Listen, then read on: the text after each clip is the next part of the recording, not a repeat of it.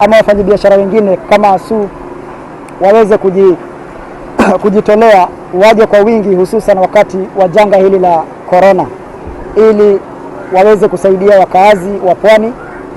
Wengi wao wamepoteza kazi, wengi wao hawana cha kutarajia kutoka kwa biashara zao kwa sababu mambo yamekuwa mabaya. Ikiwezekana aweze kuweka stations katika kila constituency, eneo bunge. Likoni inasaidia Likoni, Nyali, Kisauni, Jomvu na Changamwe na pamoja na Mvita.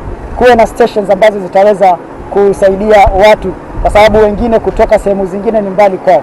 Haya ni mazungumzo tutafanya na ASU na tunatarajia ataweza kukubali ili tuweze kusaidia wananchi. Imtiaz Sayani na ni msimamizi wa hapa Aga Khan Mombasa Feeding Center, Mombasa Cement, na tuko na mpango hapa wa kila wiki kwa wiki mara 3 tunatoa chakula, na tuko na watu leo takriban 30,000 ambapo ni watu ambao hawana makazi kwa wakati huu mgumu wa COVID-19.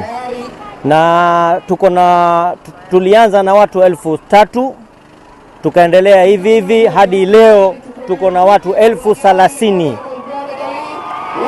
Na tumejipanga, tumejiandaa, tunahakikisha kila mtu asitoke bila chakula hapa. Na hii yote inafanywa na mtu mmoja ambaye ni Mombasa Cement.